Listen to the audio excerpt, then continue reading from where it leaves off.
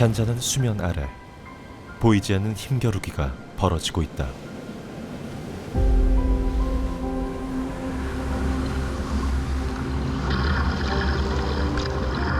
문제는 뭐냐면 바닷속이에요. 바닷속.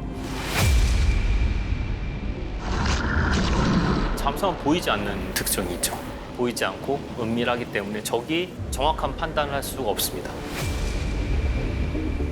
지형 22번방이 지형 3번 마이클 램편 오디오 상구나 121.8 내려 자 에어비 우연 20도 카운트다운 발사 카운트다운 발사 4, 3, 2, 1 발사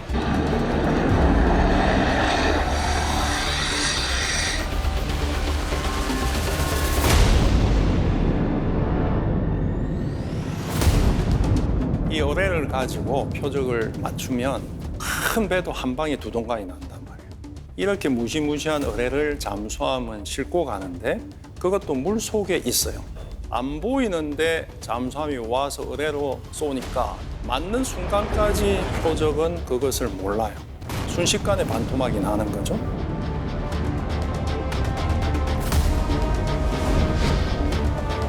잠수함은 침묵의 암살자, 소리가 없거든. 그리고 전쟁의 종결자. 보이지 않는 힘으로 평화를 지키는 전략 무기.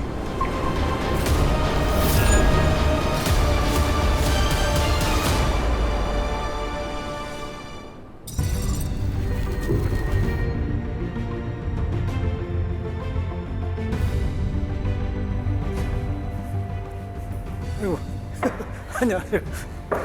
자. 안녕하십니까. 영국 근현대사하고 세계전쟁사 이와 같은 것들을 지금도 공부를 하고 있습니다.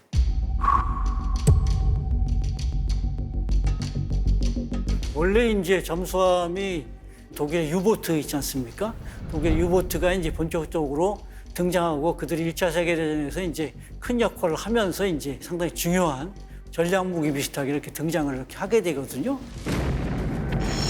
1914년 유럽의 강대국들이 맞붙은 세계 1차 대전.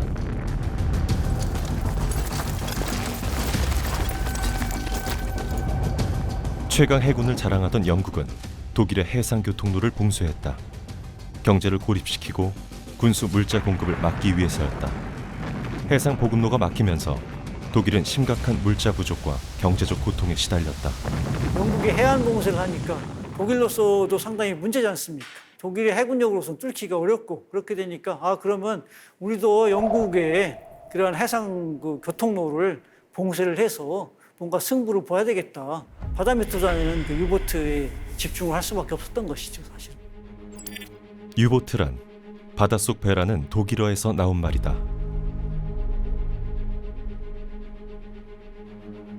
근데 이 보트는 작은 배를 말하는 거잖아요. 그러니까 잠수함은 원래 보트예요, 보트. 작다는 말이에요. 바다 밑을 누비는 작은 배. 유보트의 위력은 예상 밖이었다. 1914년 9월 5일 500톤 유보트가 12,000톤 규모의 영국 순양함을 침몰시켰다. 보름 뒤엔 순양함 3척을 연달아 격침했다.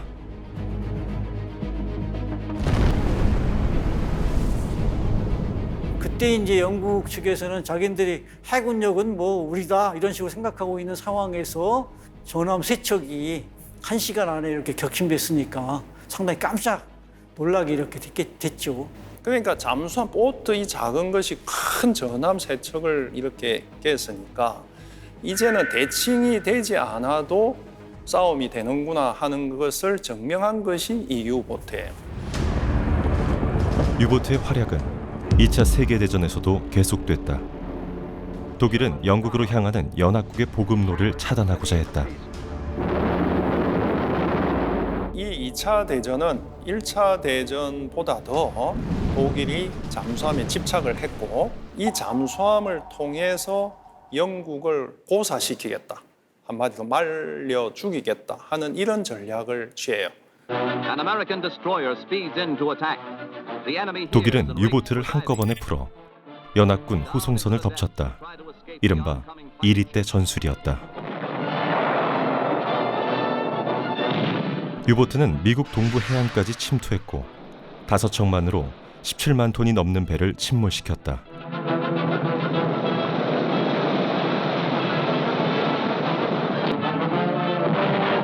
Straight to the target.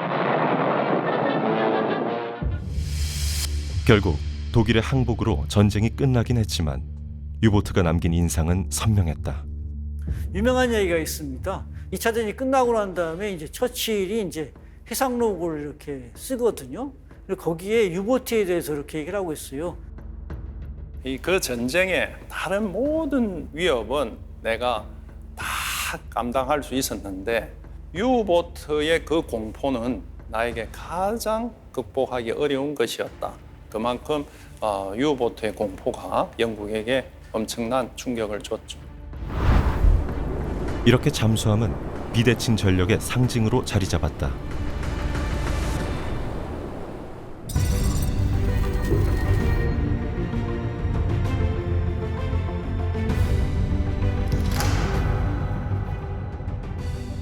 우리나라는 언제부터 잠수함을 갖게 된 걸까? 안녕하세요. 저는 초대 잠수함 전단장으로서 우리 해군의 잠수함 부대를 창설한 김혁수 제독입니다. 이 잠수함은 우리 해군의 오랜 수건 사업이어서요. 현대전에 있어서 가장 다양한 임무를 수행할 수 있기 때문에 절대적으로 필요한 전력입니다. 그래서 우리 해군이 오래전부터 잠수함을 가지려고 했고 세계에서 43번째로 국력에 비하면 굉장히 늦게 잠수함을 보유하게 되었죠. 시작은 늦었지만 잠수함을 가져야 할 이유가 있었다. 우리나라 한국 해군의 1번 잠수함의 초대 함장으로서 잠수함 부대를 시작한 사람입니다. 아이고 잠수함이 뭐 없었죠. 우리나라가 잠수함을 가진 거 제가 1번 잠수함을 받아온 게 93년이니까 북한은 1963년부터 잠수함을 운영했어요. 왜 그런지 아세요? 6.25하고 연관돼요. 75년 전 일어난 한국 전쟁. 김일성이가 6.25 전쟁을 일으키면서 3일 만에 서울이 점령당하고 일주일 만에 부산 낙동강까지 그냥 전광석과 같이 이렇게 하는데 유엔군이 그 부산항을 통해서 들어오는 바람에 낙동강전에서 맥히고 인천 상륙작전이 벌어지니까 후퇴하게 되는 게 이제 6.25 아니었어요. 그래서 김일성이는 뭐냐면 부산항을 통해서 들어온 그 유엔군을 막지 못한 게 패인이다. 그리고 인천 상륙작전을 들어오는데 그게 패인이다. 그래가지고 빨리 그 잠수함을 가져야겠다. 북한이 1963년에 구소련으로부터 위스키급 잠수함 4척을 확보를 하면서 북한이 우리보다 30년 앞서 잠수함을 운용하기 시작했습니다. 그리고 이제 1967년도에는 로미오급이라는 잠수함을 또 추가로 확보하고 우리는 반대로 잠수함을 가질 수가 없었어요. 그 이유는 뭐냐? 잠수함이 원래 비싸요. 이 잠수함 자체만 있으면 되는 게 아니라 교육훈련, 정비, 군수지원이 안 되면 그 유지되기 힘든 무기체계예요. 근데 또 우리 해군은 꼭 잠수함이 있어야 되겠어요. 70년대부터 우리 선배들이 그렇게 잠수함을 가지려고 노력을 했더라고요. 우리가 경제 자립의 길을 찾아내야겠다. 가난한 나라가 잠수함을 갖기 위해서는 시간이 필요했다.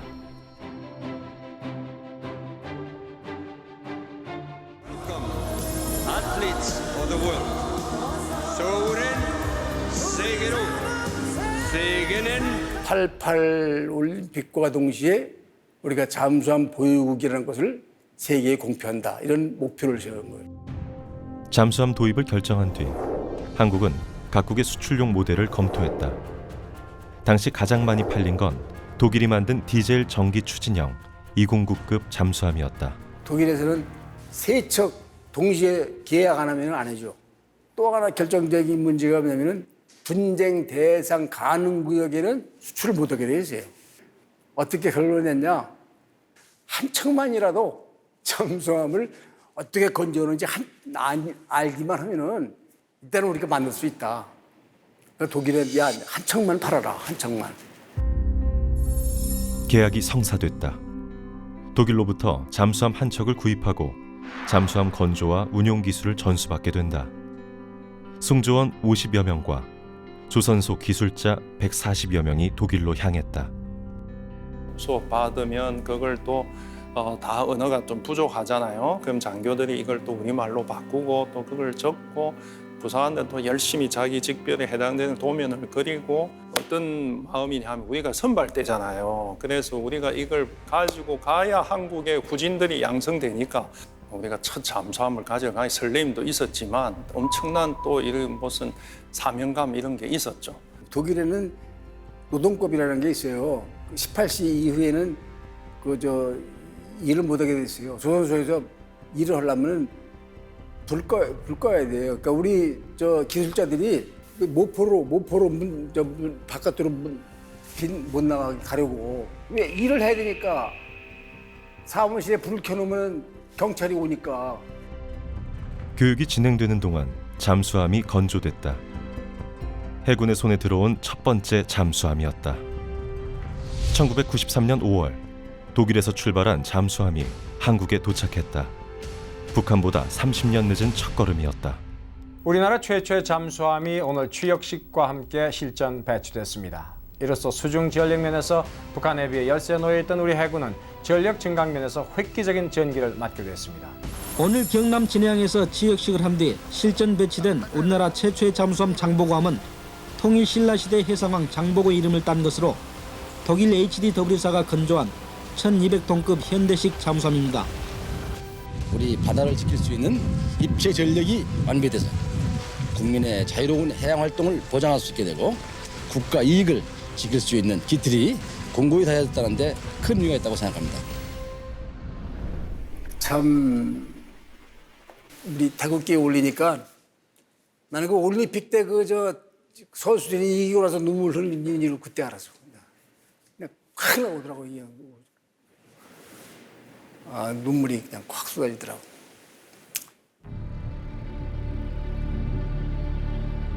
오래 기다려온 만큼 성장도 빨랐다. 첫 번째 잠수함 장보고함은 독일에서 완제품으로 도입한 것이었다. 두 번째 잠수함 이천함부터는 달랐다. 독일 209급 잠수함 장비들을 거제도 조선소에서 조립하고 건조했다. 그 과정에서 조금씩 국산화를 이뤘다. 이렇게 21척의 잠수함이 만들어졌다. 2007년 한국은 잠수함을 직접 설계하고 만들기로 한다. 그리고 2021년 한국은 잠수함을 독자 설계하고 건조할 수 있는 세계 12번째 나라가 됐다. 독일에서 처음으로 잠수함을 사온 지 30년이 채 되지 않은 때였다.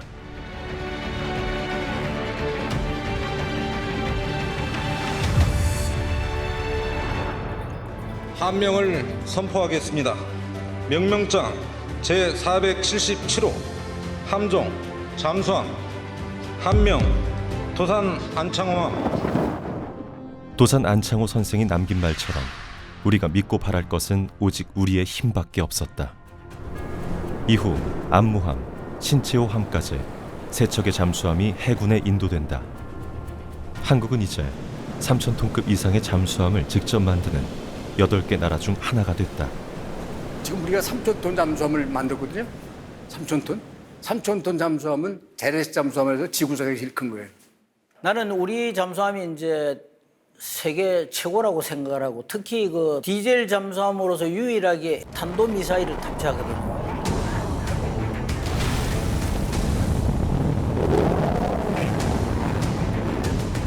(40종) 이상의 핵심 장비를 전부 다 국산 개발을 해가지고 아주 우수해요. 우리 손으로 만든 잠수함을 보유하고 운용한다는 것, 그건 어떤 의미일까?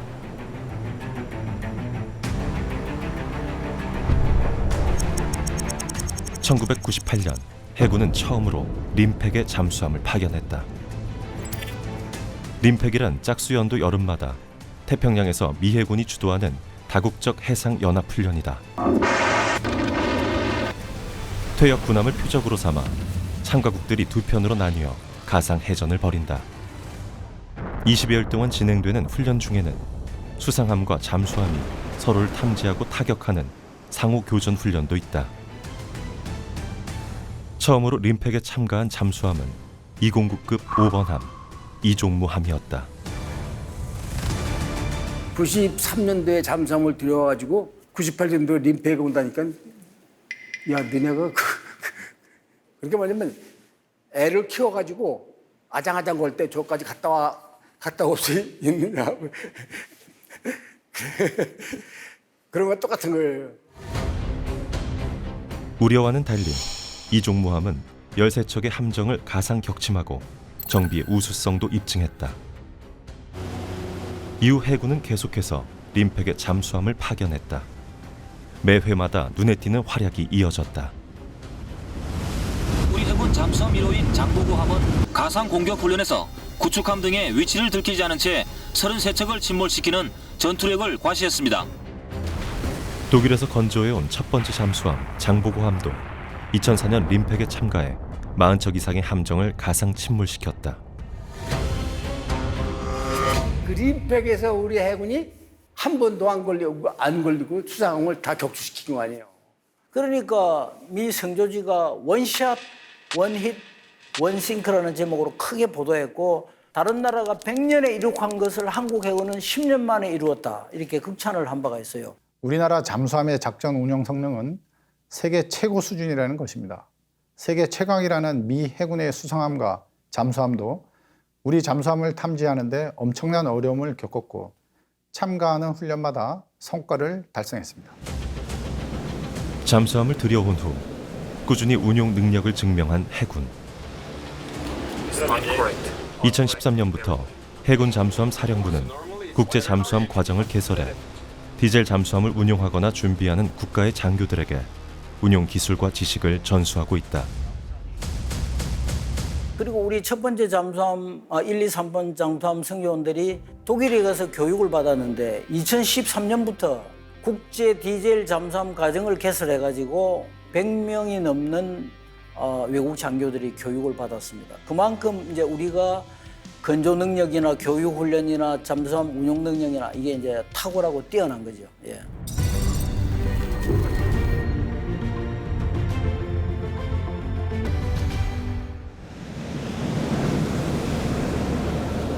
지구상에서 가장 복잡한 무기 중 하나인 잠수함.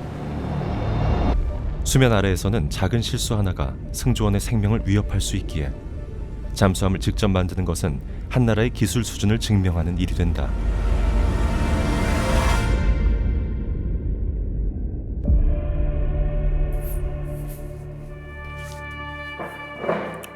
네, 안녕하십니까.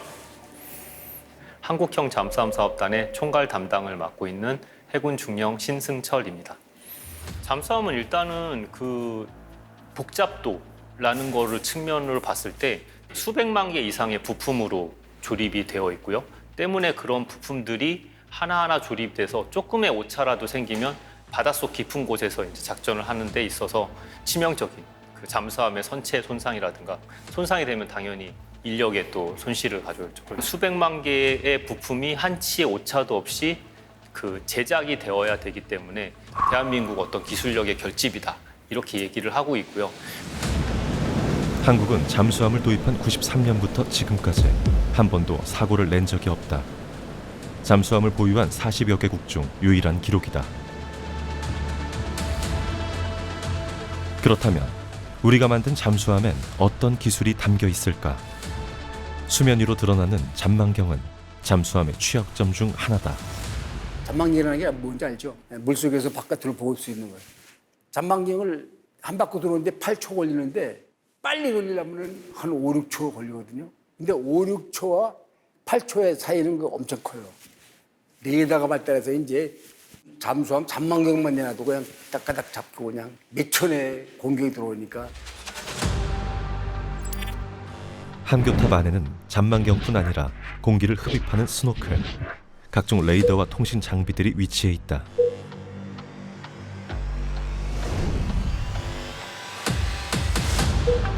이 장비들을 수면 위로 올리고 내리는 유압 장치가 바로 양강 마스트다.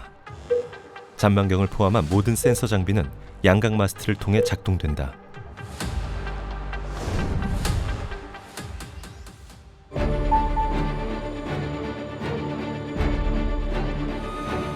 양각 마스트를 제작하는 한 업체를 찾았다. 독일에 본사를 둔 곳이지만 국내 대기업과 협업해 양각 마스트를 국산화했다. 간단해 보이는 구조임에도 국산화하는 과정은 쉽지 않았다. 잠수함은 말 그대로 잠수를 한 상태에서 함이 또 앞으로 전진을 해야 되는데 물속에서 양각 마스트 유압의 힘으로 그거를 오르락 내리락 그 센서들을 올려야 되기 때문에 상당히 정교한 그 유압 그 구동 능력이라든지 그런 게 중요하고, 양각 마스트 분야에서 세계적인 기술력을 가진 이곳에선 마스트의 소음, 작동 속도, 부식과 압력에 대한 내구성까지 반복해서 테스트한다.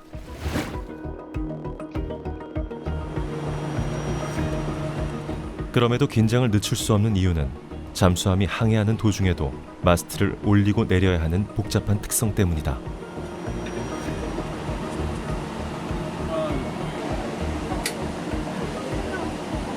잠수함이 가만히 멈춰 서 있으면서 이렇게 양악을 한 게 아니라 실제적으로 잠수함은 움직이면서 저희 그 마스트를 움직이기 때문에 계속해서 충격을 받고 그 파도의 힘을 받고 저희 장비에도 계속해서 힘을 가해지기 때문에 그런 게 얼마나 견딜 수 있는지 그런 다양한 부분들을 저희가 고려를 하고, 충격과 파도를 견디면서도 조용하고 빠르게 그리고 정밀하게 움직여야 한다. 유지 보수가 중요한 이유다. 공기정막 양근 장치 같은 경우는 함 내까지 연결이 되기 때문에 거기서 물이 새거나 해수가 들어오면은 승조원의 그 생명과 직결이 됩니다. 함을 어떻게 보면 인수하는 것도 중요하지만 운용 유지하는 것도 중요해서 6에서 8년마다 이제 창정비를 하는데 정비를 할 때마다 12,000개 이상의 부품을 저희가 교환을 합니다. 새 장비처럼 이렇게 또 만들어서 또 이제 해군이 다음 6에서 8년을 또 안전적으로 이렇게 쓸 수 있도록 그렇게 하고 있습니다. 작전의 성패를 결정짓는 것은 자망 시간이다. 하지만 디젤 엔진을 사용하는 재래식 잠수함의 경우 2, 3일마다 한 번씩 지상으로 떠올라 공기를 대량 흡입해야 한다. 공기가 있어야 디젤류를 태워 엔진을 가동하고 엔진을 가동해 만들어낸 전기를 납축전지에 저장할 수 있기 때문이다. 수면 아래로 자망한 후에는 납축전지에 저장된 전기로 모터를 돌려 항해한다. 문제는 납축전지의 효율이 낮아 물속에서 항해할 수 있는 기간이 짧다는 것.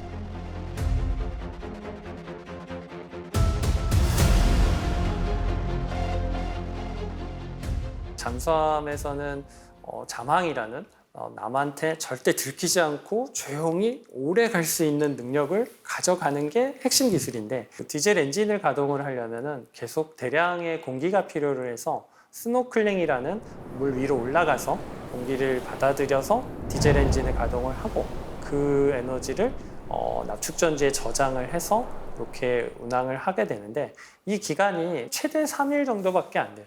그러면 2일에서 3일마다 계속 물 위로 올라오면 잠수함이 결국은 발각이 되고 위험하게 됩니다. 이런 잠항 기간을 좀 길게 가져갈 수 있는 시스템을 좀 검토를 해보자. 오늘 이거 바로 확인하고 이어서 실제 평가. 수면 위로 떠오르는 주기를 최소화할 수 있는 방법은 없을까? 업체는 추진 체계에서 답을 찾았다. 현재 작동 상태 양호하고 비울기 완전히 돌아가면 반대편으로 이동할 것. 왼편 10도 이동하겠습니다. 종횡만 45도고 오른편 작동 상태 정상 위치 도달했습니다. 반대편 이동 상태 정상 위치 아주 좋습니다. 요동치는 잠수함 안에서 연료전지를 보조할 수 있는 방법을 알아낸 것이다. 지금까지는 공기를 흡입해 디젤 엔진에서 만들어낸 전기를 납축전지에 저장하고 그것을 물속에서 사용해야 했다. 하지만 연료전지는 고밀도로 압축된 수소와 산소를 잠수함 내부에 각각 저장해 놓고 필요할 때마다 직접 전기를 생산한다. 이렇게 만들어진 연료전지는 기존의 디젤 엔진 및 납축전지와 함께 사용된다. 상황에 따라 전원하는 방식이다. 고밀도 산소를 액화시켜서 내부의 잠수함 안에 장착을 해서 운전을 하기 때문에 그게 다 소멸되기 전까지는 스노클링이라는 물 바깥으로 부상하는 행위를 하지 않아도 됩니다. 공기를 필요하지 않은 그런 시스템을 AIP라고 하고 연료전지는 그런 AIP 시스템 중에 가장 가성비 좋고 성능 좋은 그런 AIP 시스템이라고 할 수 있습니다. 연료전지를 장착하면 보름 이상 수면으로 떠오르지 않아도 작전 수행이 가능해진다. 그렇다면 개발 과정에서 가장 어려웠던 점은 무엇일까? 순산소를 쓰다 보니 어떤 산화 부식되는 문제를 극복하는 게 가장 힘든 부분이었습니다. 순산소용 어떤 막을 개발하는 데 있어서 계속 구멍이 뚫리고 그런 문제들이 좀 생기는 그런 과정들의 시간이 좀 오래 걸리고 힘든 부분이 있었고 2003년부터 개발을 시작한 잠수함용 연료전지는 15년이 지나서야 상용화에 성공했다. 독일에 이은 세계 두 번째다. 장보고 2까지는 우리나라가 아직 연료전지 기술이 없어서 해외 선진사인 독일의 연료전지를 사용하였고요. 그 과정 중에 얻어진 장단점을 분석을 해서 2003년부터 기술 개발한 걸 성공시켜서 2018년도 부산 안청함에 최초로 저희가 개발한 연료전지 시스템을 장착하여 성공하였습니다.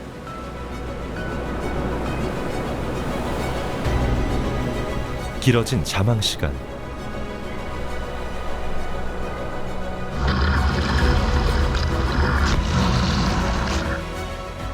한 치 앞도 보이지 않는 깊고 어두운 바닷속.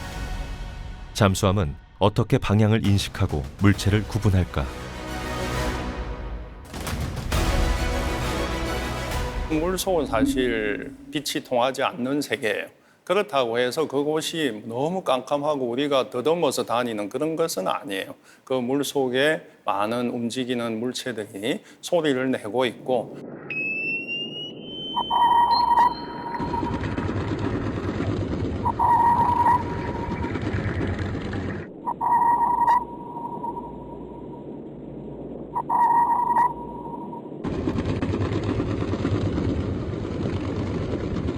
바닷속 잠수함의 눈과 귀. 사실 물속에서 잠수함이 이제 어떤 정보를 획득할 수 있는 방법은 소나밖에 없습니다. 전파도 안 되고 빛도 안 되기 때문에 오로지 이제 소나에 의존을 해가지고 움직이거든요. 소나가 없다면 잠수함은 출항이나 모든 걸 할 수가 없습니다. 이처럼 소리를 통해 보는 기술. 잠수함의 눈과 귀라고 불리는 소나다. 소나는 주변 소리를 감지하거나 음파를 쏘아 주변 물체의 거리, 방위, 종류 등을 파악한다. 인탄 접촉, 방위 330도, 적 수상함 추진 위성 접촉. 좋아, 총은 저기였지. 실제 훈련 상황. 21번 TMA5, 거리 12,000, 신호면 130도 10나트, 현신호 CPA, 공 90도 2000, 10분 후. 바다에선 물의 온도, 압력, 염도까지 다양한 변수가 음파를 변형한다. 따라서 잠수함에는 서로 다른 기능을 가진 소나가 전방위로 장착된다. 주변 소리를 수신해 표적을 탐지하는 수동 음탐기. 기뢰 회피 음탐기는 장애물을 감지, 회피 경로를 계산한다. 자암 소음 분석 장치는 운행 중인 잠수함 고유 소음을 측정한다. 능동 음탐기는 음파를 발사해 물체 위치를 파악한다. 수동 측거 음탐기는 근거리 표적의 위치를 파악한다. 방수 음탐기는 적이 발사한 음파를 수신해 상대를 탐지한다. 좌우에서 접근하는 소리를 감지하는 선측 배열 음탐기. 선배열 예인 음탐기는 잠수함 뒤편의 넓은 범위를 탐지한다.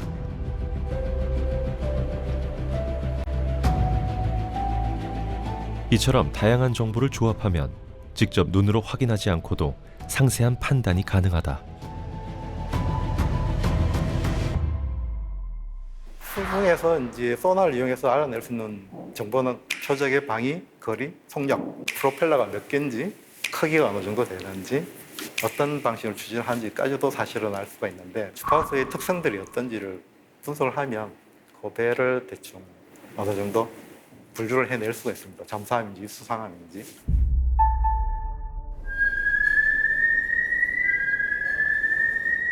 소나 체계의 한 부분을 담당하는 업체를 찾았다.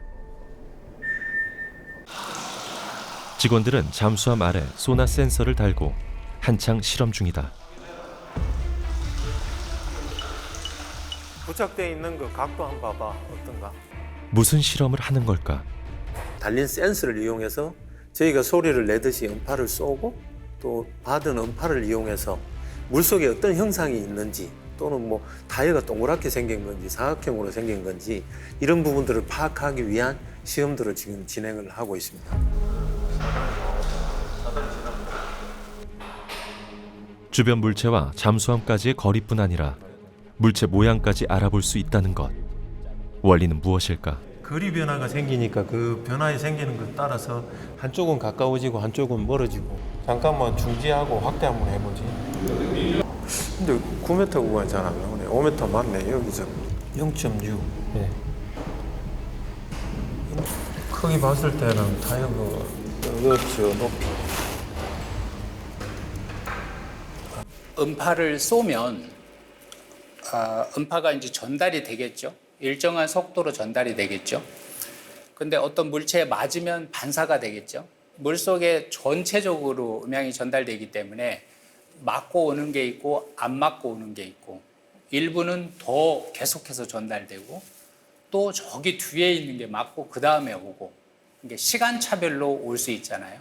그 시간을 가지고 물체에 있는 거리를 계산해내고 받을 때 이렇게 이제 여러 개로 채널로 받는다면 위상차를 이용해서 어떤 방향에서 왔구나, 이 지금 맞고 온 반사파는 어떤 각도에도 왔구나 해서 각도를 다 측정을 해서 이 각도를 공간상에 점으로 찍다 보면 이 점이 선이 되고 이 선들을 계속 축적하면 면이 되겠죠. 그래서 형상이 만들어지는 거예요.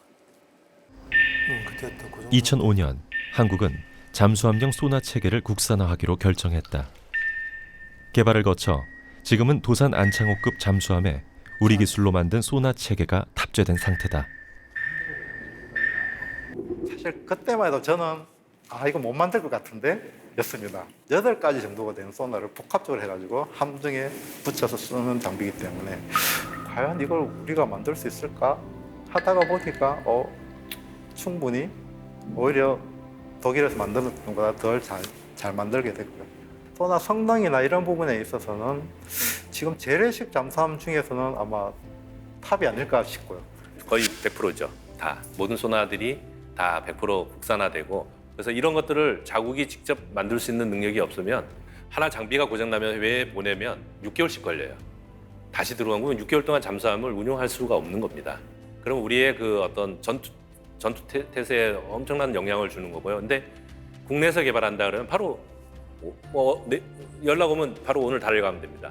이제 그런 게서 국내 국산화하는 게 너무 중요하다고 생각되고 우리나라의 잠수함 건조 그리고 개발의 역사는 그렇게 길지 않아요. 그럼에도 불구하고 저희가 개발한 장보고3라는 잠수함은 현존하는 잠수함 중에 가장 최신의 가장 최고 성능의 잠수함인 거는 주요의 어떤 성능적인 측면에서 저희가 이제 보여줄 수 있고요. 한국은 잠수함 운용에 필요한 핵심 장비를 모두 국산화하는 데 성공했다. 그 이면에는 장비를 엄격하게 테스트하고 평가하는 과정이 있었다.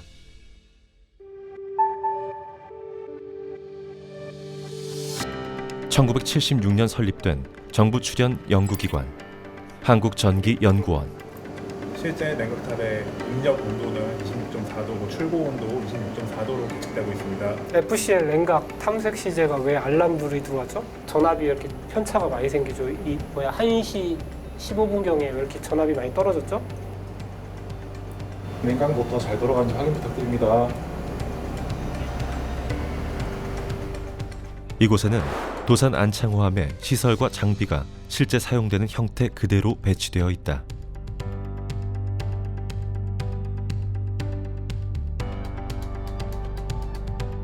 실제 잠수함 대신 굳이 육상에 시험소를 따로 만든 이유는 뭘까?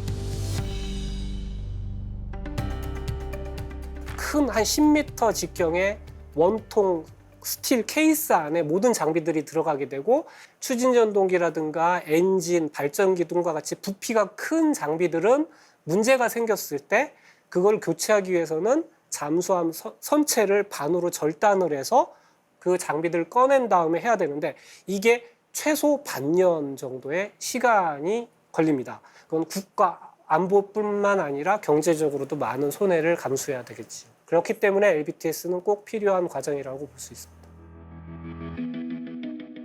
미국과 영국에 이어 세계 세 번째로 구축된 정기 선박 육상 시험소. 건조 비용을 절감하는 것은 물론 개발 기간을 줄이는 데도 큰 역할을 했다. 시험까지 진행할 예정입니다. 일단 모듈 116번. 네, 냉각탑 표정도 확인하겠습니다. 잠수함을 최초로 건조를 하게 되면 예측할 수 없는 장애물들 혹은 문제들이 발생을 해서 계획된 일정대로 잠수함을 건조 완료를 하기는 어려운데 도산 안창호함이라는 최초로 국산한 잠수함을 건조를 진행을 하면서 저희가 LBTS를 통해서 이 잠수함 추진 체계에 대한 검증을 진행을 했고요.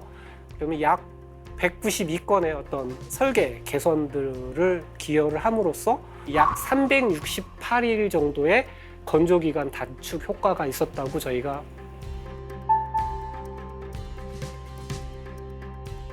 미래 잠수함은 어떤 모습일까? 제주도에서 열린 한 학술대회. 방위산업 관계자들이 기술의 미래를 논의하는 자리다.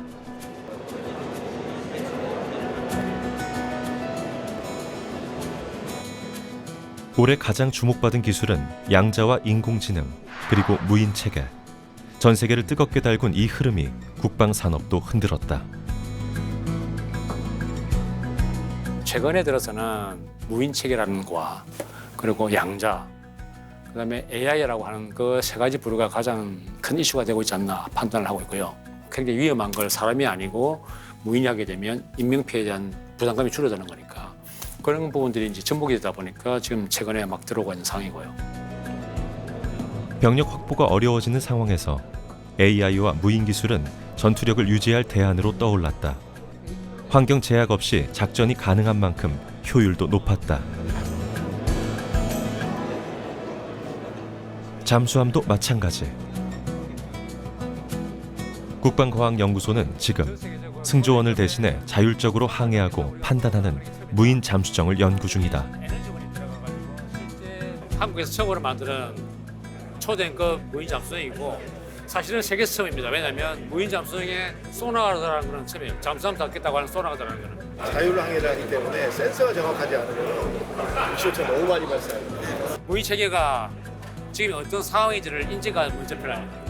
그래서 그는 센서를 가지고 이런 상황이거나 저런 상황이거나 저런 상황이거나 인지를 하는 게 가장 필요하고요. 우리가 충분히 그렇게 하면 2, 3km 탐지가 되고 무인 잠수정은 이게 지상 항공에 있는 무인기하고는 좀 다릅니다. 특성이. 무인 항공기는 사실 통제라는 것이 가능하죠. 그 통신이 되기 때문에. 근데 수정은 통신이 아예 안 됩니다. 사람도 없지. 통신은 잘 안 되지. 모든 걸 자기 스스로가 다 해야 된다는 거죠. 그 차원의 고성능의 임무를 수행하려고 그러면 이 기능이 굉장히 수준이 높아야 되고 정밀해야 되는 거죠. 그래서 그만큼 어려운 거고 그렇지만 그건 반드시 해야 되는 거고. 무인 잠수정의 핵심은 자율 운항 시스템. 통신이 되지 않는 바닷속에서 무인 잠수정은 상황을 인지하고 판단하며 임무를 수행해야 한다. 무인 잠수정의 자율성을 높이기 위해 연구팀은 다양한 시나리오를 만들어 테스트를 진행하고 있다. 예전에 재래식 무기가 개발되고 할 때는 조금 늦어도 저희가 따라가긴 할 수 있는데 최근에 들어가는 AI 양자 무인체계는 조금만 늦어버리면 회복하지가 못할 수도 있겠다라는 생각을 좀 하고 있거든요. 그래서 그만큼 빨리 더 치밀하게 분석을 해서 필요한 무기체계나 기술을 선제적으로 개발을 준비를 해야 된다. 준비된 기술이 시장을 지배한다. 그렇다면 우리는 어디쯤 서 있을까?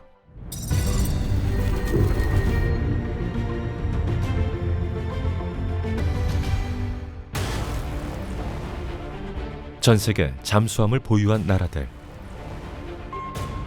원자력 잠수함을 가진 3개국과 원자력 잠수함과 재래식 잠수함을 모두 갖춘 3개국, 그리고 재래식 잠수함만 보유하고 있는 36개국까지 모두 42개국이 있다. 이 중 자체적으로 잠수함을 설계하고 건조할 수 있는 나라는 15개국. 특히 3,000톤급 이상 잠수함을 설계하고 건조할 수 있는 나라는 단 8개국뿐이다. 이를 제외한 대부분의 나라는 지금도 잠수함을 구입해서 사용 중이다.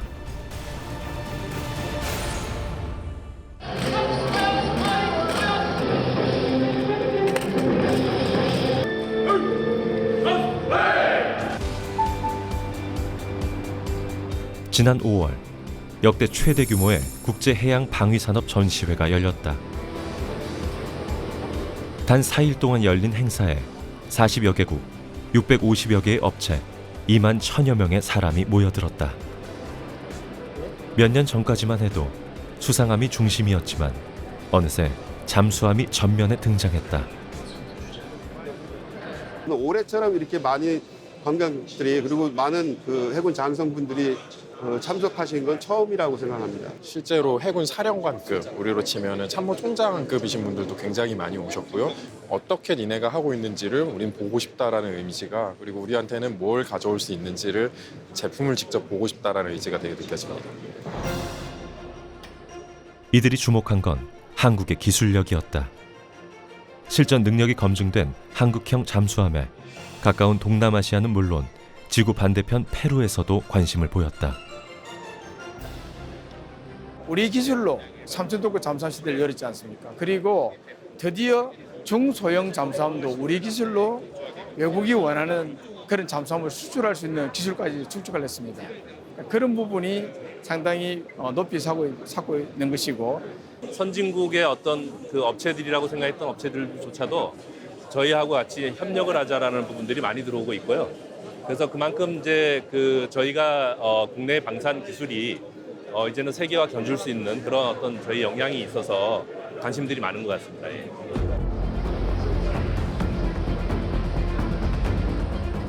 이날 포르투갈 해군이 우리나라의 한 방산 기업과 전략적 파트너십을 위한 양해각서를 체결했다. 소형 잠수함을 함께 개발하는 것뿐만 아니라 이후 정비와 사업화까지 생애 주기 전반을 함께 하자는 내용이다.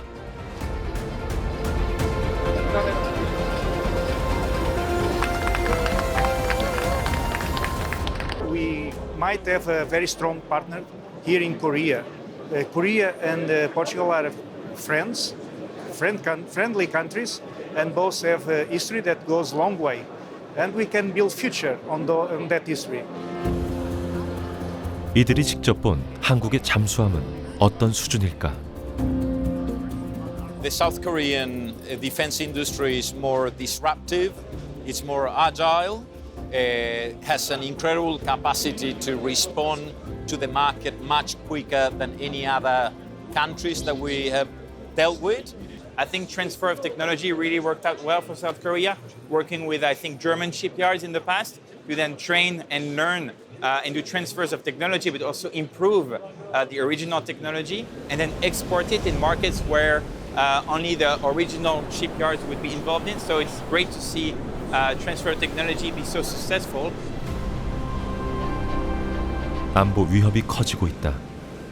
러시아 우크라이나 전쟁 이후 폴란드는 잠수함을 신규 도입하는 오르카 사업을 추진했다. 도산 안창호급을 만든 국내 방산 기업이 경쟁에 나섰다.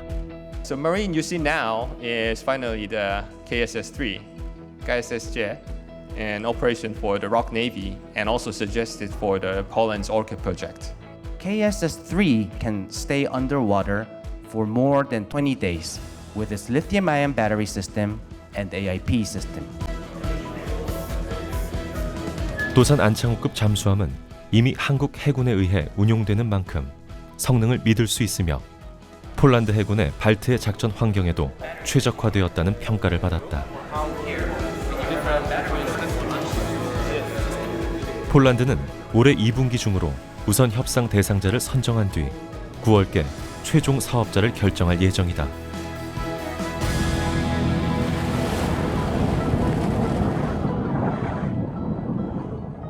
저희가 기술적인 도움을 받던 나라에서 이제는 기술을 줄 수 있는 나라로 성장을 했고, 이 기술력이 이제 유지를 하느냐, 점점 쇠퇴를 하느냐, 아니면 또 다른 도약을 하느냐는 여러 관련 기관의 이제 노력에 따라서 정해지는 거라고 생각을 하고요. 좀 더 한 번의 도약을 더 할 수 있도록 저희는 관련 기관은 함께 최선을 다해서 노력을 할 거고, 이 차례에서 잠수함 분야에 우리가 최고로 올라와 있어요. 이거는 이제 이 옳은 보물이에요. 이런 말 있잖아요. 쓰러뜨린 벽장보다 살아있는 쫄병이 더 무섭다. 다 지나간 거예요. 우리 이루었지만 앞으로 남는 게 더 하나 있단 말이야. 그거를 하기 전에는 뭐 만족할 수가 없어요. 이 국방 쪽을 일하면서 가장 자랑스럽게 느끼는 것 중에 하나는, 그래도 대한민국은 지난 한 4, 50년간 이 국방 기술을 확보하려고 엄청나게 투자를 했고 열심히 했고, 스스로가 개발해서 스스로가 하겠다는 그런 걸 못하게 했기 때문에 지금 국방 기술도 굉장히 오래 있는 것이고, 국방 기술은 필요하다는 것은 당연한 거고, 나를 지키기 위해서. 근데 그것을 우리가 자주적으로 하겠다고 개념을 잡고 접근을 해서 지금까지 이루어온 것도 굉장하다. 보유하는 것만으로도 위협을 억제하는 전략무기 잠수함. 세계 무대에 등장한 한국형 잠수함이 평화의 기준점이 될 날이 다가오고 있다.